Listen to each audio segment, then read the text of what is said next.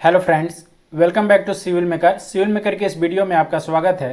Friends, आज हम लोग सीमेंट टेस्ट करेंगे और सीमेंट टेस्ट में लेबोरेटरी टेस्ट जैसे होता है केमिकल कंपोजिशन, उसके बाद होता है normal consistency test, initial and final setting time test और स्ट्रेन टेस्ट। ठीक है, उसके बाद होता है साउंडनेस टेस्ट और उसके बाद होता है फाइनेंस टेस्ट। ठीक है, फाइनेंस टेस्ट के बाद क्या होता है हीट ऑफ हाइड्रेशन और स्पेसिफिक ग्रेविटी। तो एक एक करके हमने केमिकल कंपोजिशन टेस्ट परफॉर्म कर चुके हैं। अगर इस वीडियो पे आप नए हैं तो हमारे प्रीवियस वीडियो में जाइए, आपको प्लेलिस्ट में वहाँ पे बहुत सारे वीडियो मिलेंगे जिसमें लेबोरेटरी टेस्ट ऑफ सीमेंट के बारे में बहुत डिटेल में एक एक टॉपिक के बारे में अच्छे से पर्टिकुलर एक एक वीडियो में बताया गया है। तो फ्रेंड्स, जैसा कि यहाँ पे हम लोग केमिकल कंपोजिशन स्टार्ट में ही कर चुके हैं, उसके बाद नॉर्मल कंसिस्टेंसी टेस्ट भी परफॉर्म कर चुके हैं, उसके बाद initial and final setting time test कर चुके हैं, उसके बाद आपका स्ट्रेन टेस्ट भी परफॉर्म कर चुके हैं। ठीक है, और नेक्स्ट जो था आपका साउंडनेस टेस्ट था। साउंडनेस टेस्ट के बाद हम लोग आज यहाँ पे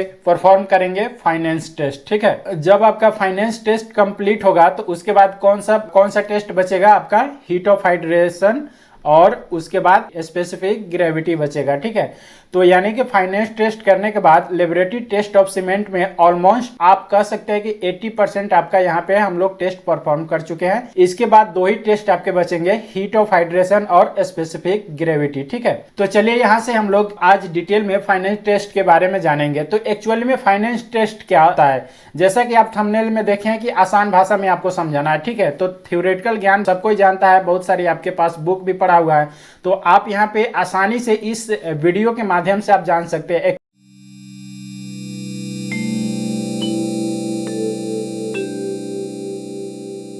होता क्या है, जब सीमेंट को हम लोग क्लिंकर को बर्न करना होता है, जब उसके क्लिंकर को हम लोग बर्न करेंगे, बर्न करने के बाद आपका जो प्रॉपर्टी देगा वही प्रॉपर्टी उस सीमेंट का क्या कहलाएगा, फाइनेंस प्रॉपर्टी कहलाएगा। ठीक है, तो फाइनेंस प्रॉपर्टी हम लोग जैसे अलग अलग सीमेंट के लिए अलग अलग होता है, जैसे पोज़ोलाना पोर्टलैंड सीमेंट। ठीक है, यानी पीपीसी सीमेंट में सैंड एग्रीगेट का जो क्वांटिटी होना चाहिए, सैंड एग्रीगेट जो होता है वो 3000 सेंटी स्क्वायर पर ग्राम होता है। अगर ओपीसी सीमेंट में हम लोग बात करेंगे तो जानते हैं कि ओपीसी सीमेंट थोड़ा सा अदर सीमेंट से, जैसे पोज़ोलाना पोर्टलैंड सीमेंट हो गया या आरएच से यानी रैपिड हार्डनिंग सीमेंट, तो इसके तुलना में इसमें क्या होता है, कम फाइन होता है ओपीसी सीमेंट। तो जिसके कारण ओपीसी का सैंड एग्रीगेट 2250 सेंटीमीटर स्क्वायर पर ग्राम होता है। और वहीं पे रैपिड हार्डनिंग सीमेंट की हम लोग बात करेंगे तो रैपिड हार्डनिंग सीमेंट जो होता है 3250 सेंटीमीटर स्क्वायर पर ग्राम होता है। तो अभी हम लोग नेक्स्ट यहाँ पे जानेंगे कि एक्चुअल में ओपीसी आपका कम फाइनर क्यों होता है। तो ओपीसी फाइनर आपका यहाँ से हम लोग पता लगा सकते हैं।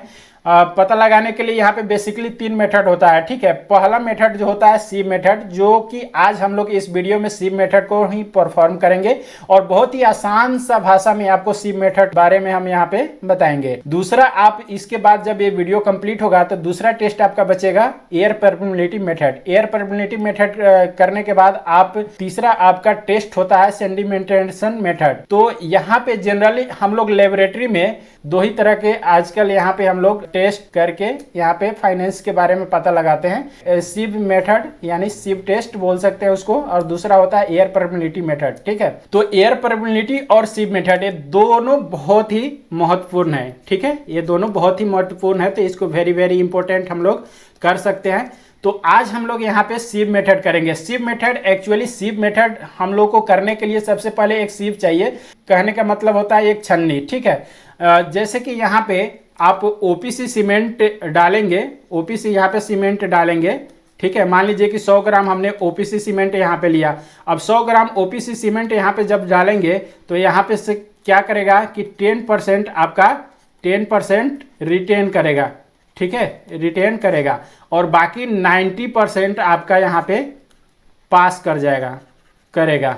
ठीक है, तो यहाँ पे ये कंडीशन आपकी किसके लिए जारी होता है, तो ये आपका ओपीसी में होगा, यानी ऑर्डिनरी पोर्टलैंड सीमेंट में आपका 10% रिटेन करेगा। और वहीं हम लोग रैपिड हार्डनिंग सीमेंट या पोज़ोलाना पोर्टलैंड सीमेंट की बात करेंगे। मान लीजिए कि यहाँ पे अगर हम सीमेंट पोज़ोलाना पोर्टलैंड सीमेंट डाल दिए तो यहाँ पे कितना पास करेगा, 95% पास करेगा, यानी 5% से कम ही या 5% तक ये आपका यहाँ पे रिटेन करेगा। ठीक है, रिटेन करेगा। कौन सा?